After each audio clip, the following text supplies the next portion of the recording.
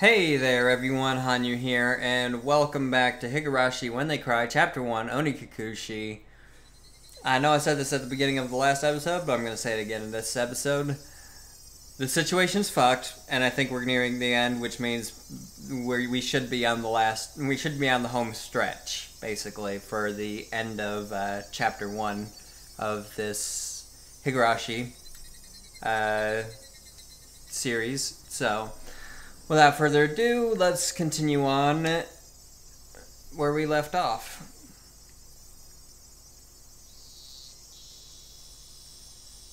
The grove of trees thinned out, my field of vision suddenly expanding. Where was this? For a moment I was bewildered by the scenery. I felt I knew but couldn't quite remember. I quickly realized it was the dam site. The fact that I'd dashed madly and ended up in a place like this gave me a bad feeling, like I was following someone's scripted plot. Ignore that. I had a good view of my surroundings, but I didn't see a single soul here. This was a terrible spot for someone to run, but there was no better place for an attacker.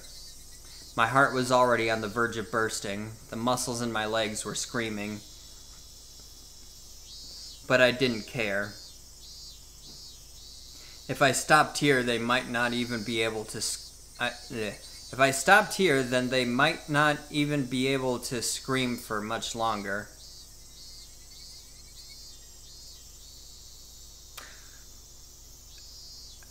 That sentence doesn't really make much sense to me. Even still, I glanced back, looking for an excuse to rest. Rena wasn't there. Instead, I saw two villagers walking around. I breathed a sigh of relief that it wasn't Rena, but a third party. Except the voice inside me rang the alarm once again. Villagers walking around weren't suspicious in and of themselves, but it bothered me. They both wore rough-looking clothes. Empty-handed, they definitely gave the impression that they were just out for a walk. But at this time of day, two adults wandering around without a purpose, it was enough to raise questions. But more than anything else, those eyes. They weren't chit-chatting while walking, they were both silent, heading forward, looking in my direction. Was I at the end of my rope and had finally started imagining things? I should run away. That was probably the best choice. If they weren't involved, I'd lose them easily by running. If they were part of the group after me, then they would come running after me. Either way, unless I hurried up, Rena would catch up with me. That's right, I was going to run. Deciding that, the moment I began to turn tail, both of them rushed towards me as if they knew exactly what I was thinking. Somewhere inside me, I had jumped to the conclusion that Rena was the only thing I needed to be afraid of. I made the assumption that I didn't need to fear anything else. But right now, I realized just how blatantly wrong I was. Suddenly, the story Oishi-san told me about the demons all leaving the village to hunt prey floated through the back of my mind. I could tell they were both coming after me without even turning around because of their frenetic footsteps. It was frightening being unable to shake Rena off as she slowly closed in on me, but this didn't even compare. Being pursued with such violent ferocity, this straightforward horror was unparalleled. One of the pursuers' arms grazed my shoulder. Now it wasn't just their frenzied footsteps, but also the distinct sound of their breathing that I could hear. No, I could practically feel them breathing on me. They were already right behind me. Calm down, Keiji Mibara.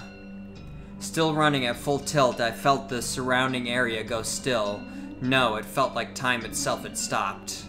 I turned my head back slightly in that frozen world, realizing how close my pursuers had gotten to me. I couldn't win against the legs of an adult. in less than the time it would take to blink twice. When this frozen time began moving again, they'd be right on top of me. On top of me, and then... Don't think about that, Keiichi. First, realize that you won't be able to shake them off like this. In fact, you can't get away with... If the fact that you can't get away was a given, then you need to make a decision. Go with the right leg or go with the left. You just need to decide which one. Let's go with the left. The moment I decided that, the temporal singularity burst into pieces. Right. Left. I swung the bat in a wide arc with my right arm. Using the inertia, I stopped and suddenly spun. What? The two of them were clearly startled. Momentarily losing sight of me, both of their outstretched arms, ready to grab me, instead grasped at empty space.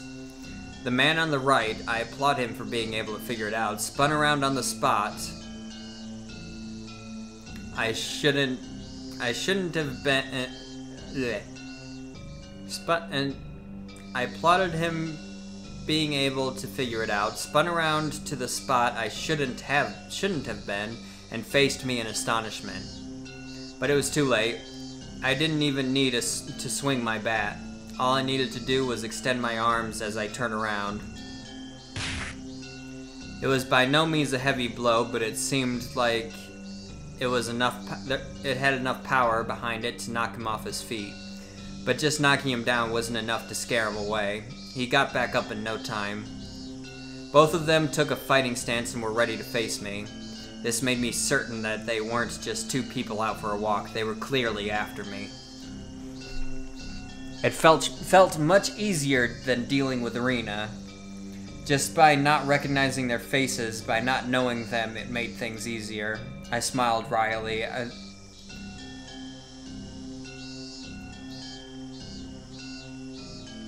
On the inside. What do you want with me?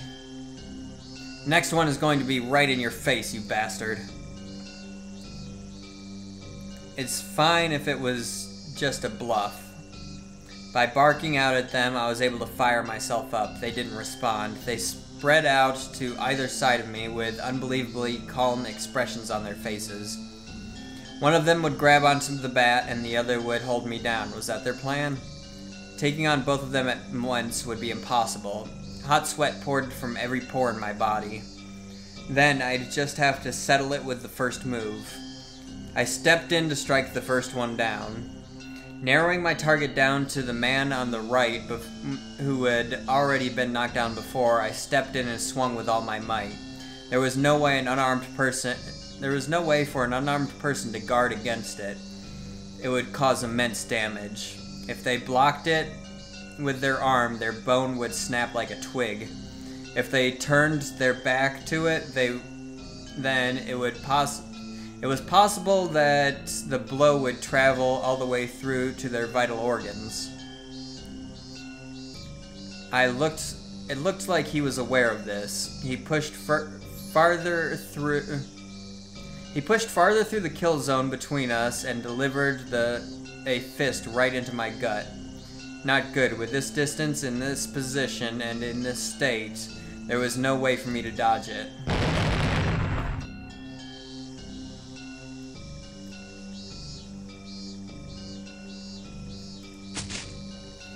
The world flipped upside down. I understood that I was being tossed around like a rag doll.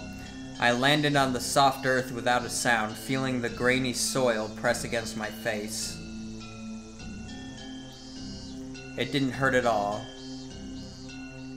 But the moment I thought that, I suddenly felt pain coming from the abrasions on my skin, as well as the contents of my stomach being forced upwards, flooding my mouth with a bitter sensation. I knew very well that I didn't have the time to relish this experience. I stood up as quickly as I could, but at that moment the other man was already barreling towards me. Being able to comprehend calmly that I simply couldn't dodge it made it all the more upsetting. After plowing into my stomach full force, once again my assailant twisted around behind me and locked his thick arm around my neck. My throat felt like it was being crushed by his immense strength.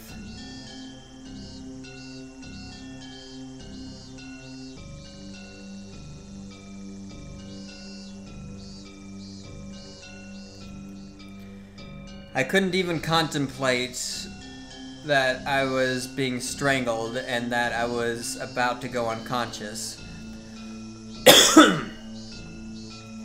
My vision simply darkened and a silent whining noise began playing deep inside my mind. It took everything I had to keep myself from blacking out. While this was happening, the other man was more than likely standing in front of me. I wasn't able to open my eyes, but I could feel that he was there. There was nothing I could do now. Unable to shake this arm off me, I couldn't run, I couldn't fight back. Dire straits, I couldn't even come up with the phrase that adequately described my situation.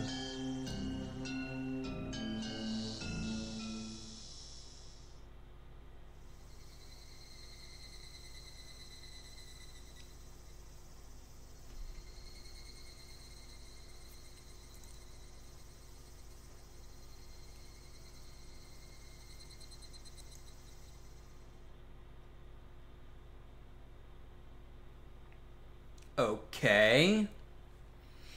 And I'm suddenly back in my room. What the fuck?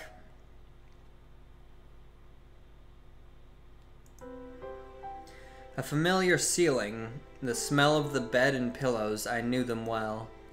Was this my room? Normally there wouldn't be anyone in my room besides me, but their presence made me spring wide awake. When did that pain shot through my entire body? Feeling alright? I think you'd better just lie down for a bit. Why was Rena in my room? Blood began to surge through my muscles and my capillaries. But Rena's smile belonged to the Rena I knew well. I knew she wouldn't let myself feel this way, but I relaxed thinking that this version of Rena was safe. Why am I... Don't you remember? After losing consciousness, nothing at all. My body had become more lethargic than I could ever have imagined. I guess that would be the expected outcome after exerting everything I had back there. I tried to at least clear my mind, but I just couldn't shake the sluggish feeling out of my mind. I called the doctor. He should be here soon. I think you'd better just lie down until then. I wasn't injured seriously enough to merit calling a doctor, but knowing that someone impartial was coming was slightly reassuring. Why am I here? I'm sure I was at the dam site. That's what I want to know. What happened?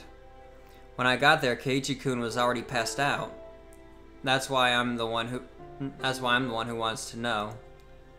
I was attacked by two weirdos. As I talked about it, I finally remembered what happened right before I passed out. Recalling that memory and the terror that went along with it caused the fogginess around my head to clear right up. Let's forget about those two for now. I didn't expect Rena to be nursing me. I thought Rena was trying to kill me. She would have had the perfect chance while I was unconscious. Not only did she not kill me, she had nursed me back to health. Amazing you could drag me all the way back here. Wasn't I heavy?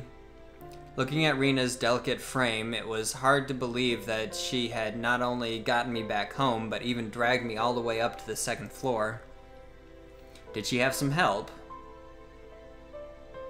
Don't you remember, Keiichi-kun? Rena appeared a bit surprised, but still kept her smile. I only propped you up on my shoulder. You said you could walk on your own and that you were fine. You don't remember? I didn't remember. My memory was fuzzy after the point where I lost consciousness. What about those two, huh? When you got there, Rena, the ones with me, or rather, those two guys. There wasn't anyone. She said it bluntly. The way she stated it felt slightly unpleasant. I was just too timid at that time. I might have been able to force some answers out of Rena. But if I did that, then this kind of Rena might transform into the scary Rena who I didn't know. Fearing that, I didn't press any further. Thinking about it, it was the obvious choice.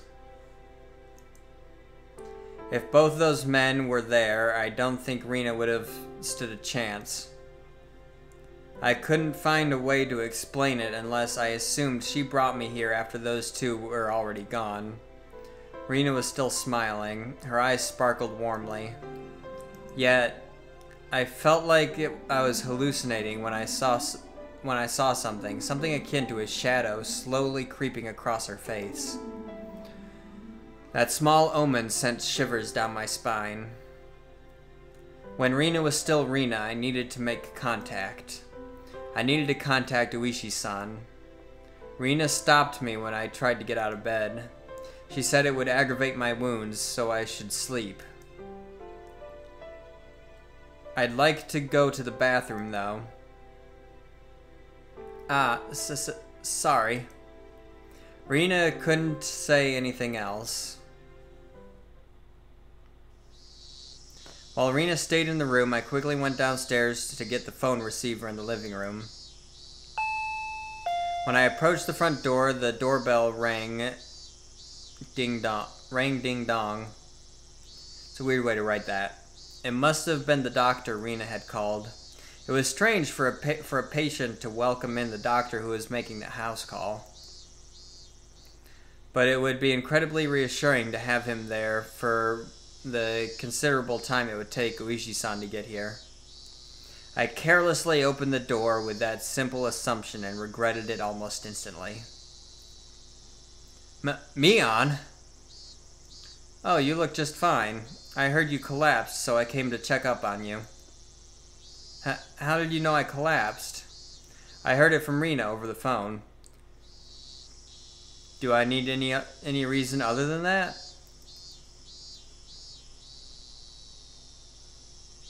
I understood why she would call a doctor. But why Mion too? Rena was descending the stairs behind me.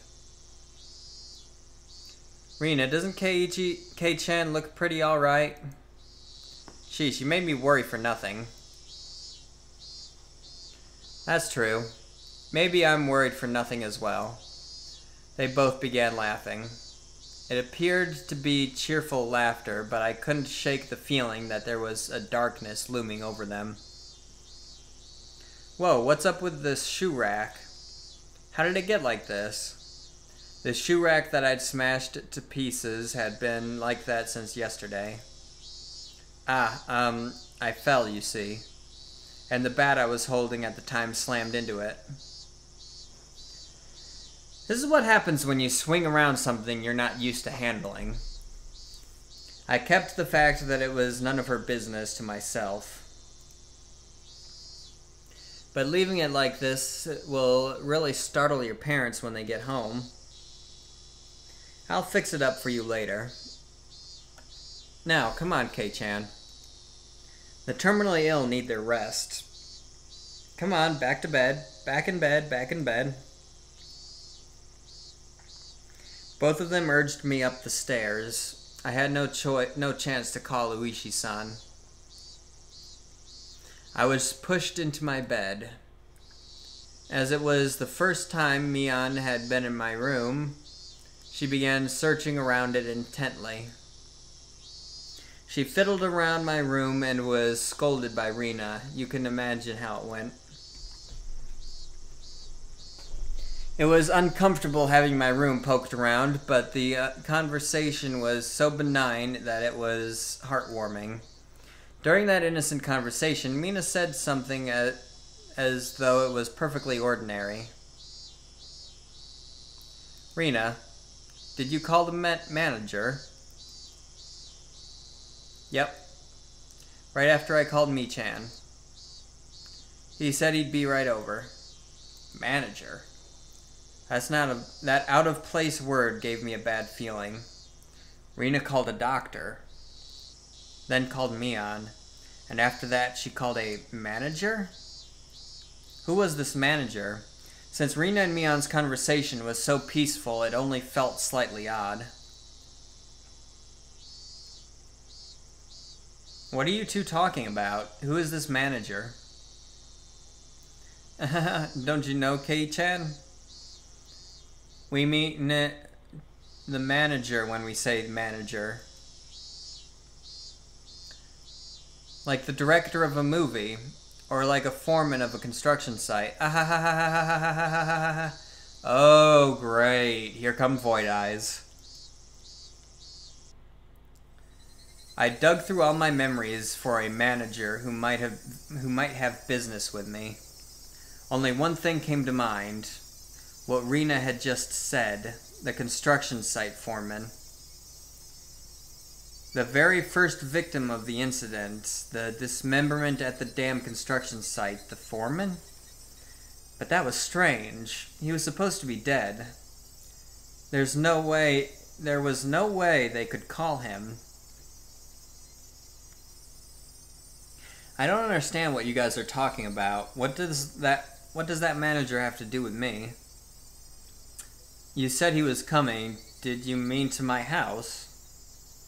I asked one obvious question after another.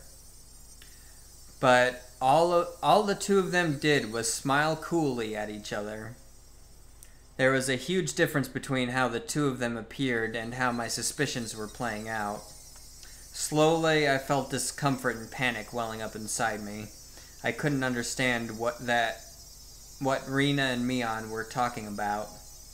Kei-chan, you've gotten into baseball lately, haven't you? Pretty sure the manager will be happy to hear that. Who is this manager?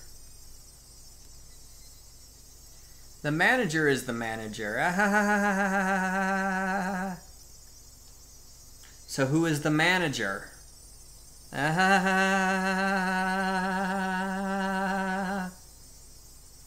Rina and Mi-on looked at each other and laughed haughtily. That disturbing cackle unpleasantly resounded around me. That laugh, long enough to be unsettling, ended abruptly. Oh yeah. We should finish up before the manager comes. You remember, don't you, Kei-chan? Her face was laughing, but Mi-on's eyes told a different story. Remember what? Kei-chan has had it. Keiichi-kun, had he forgotten, I wonder, about the penalty? About the penalty? Did you really forget? The homework with the mochi? The homework where you were supposed to guess which one Rina made? You forgot about that homework, didn't you? I certainly did have that homework, but I had thrown away the rest of the mochi after I found that sewing needle. It was...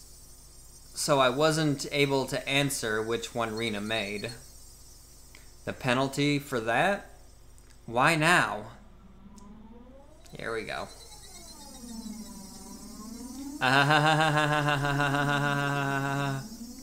No doubt my question was written all over my face.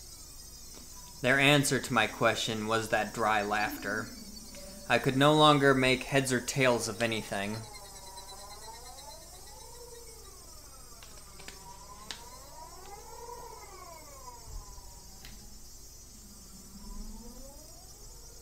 I began to think that this entire day was somehow insane, strange, incomprehensible. Being chased by Rina, attacked by strange men, the penalty Mi-on and Rina were talking about.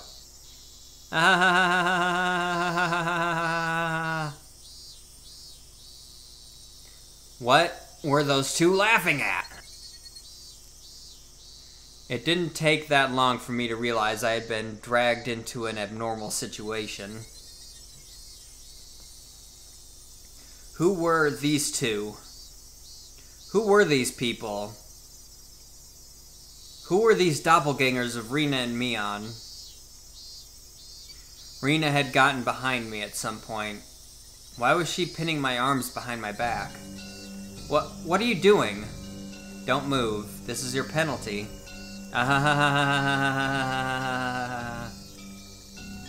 My body was already very sluggish, and Rina pinning my arms made it that much harder to move.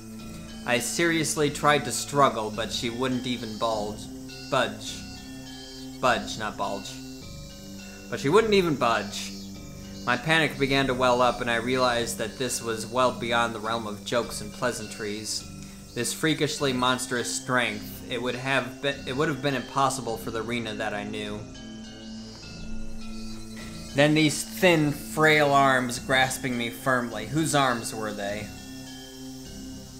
K-chan, no struggling. Club rules, there are no exceptions. You can't fight against the penalty. Mion, no one, Mion, no. That thing that looked like Mion spoke to me like how Mion would speak to me. But I was certain that this was not Mion. Someone who wasn't Mion, someone who was just pretending to be Mion. Need to finish this up before the manager comes.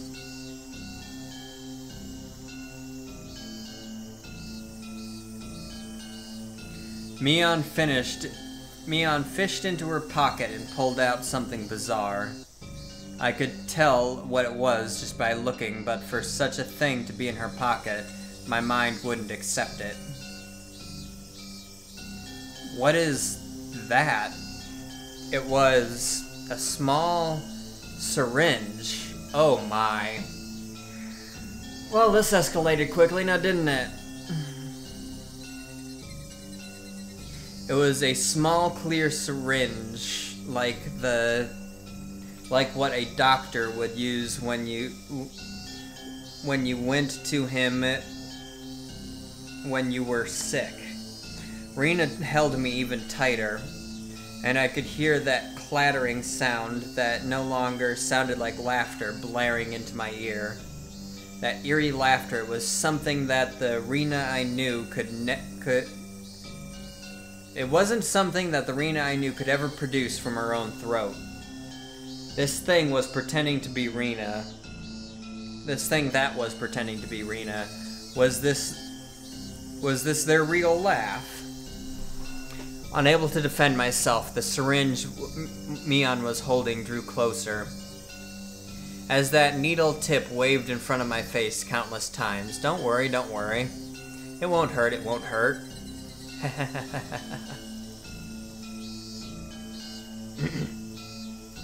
What are you planning on doing? What kind of sick joke is this? What are you saying, K-chan? Don't you know exactly what's going on, don't you? You know exactly what's going on, don't you? About what? I don't understand any of this at all. I know you know. No use playing the fool this late in the game. Stop talking nonsense to try and confuse me. You're going to have done to you what happened to Tomitake-san.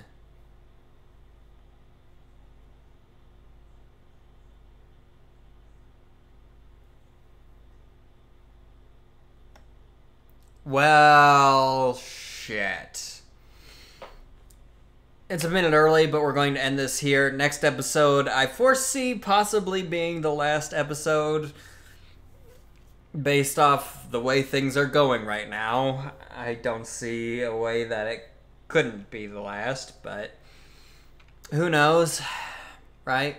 So, if you enjoyed this one, please consider leaving it a like. Don't forget to subscribe for more content in the future, and until next time, everybody, have a good one. I'll see you later. Bye.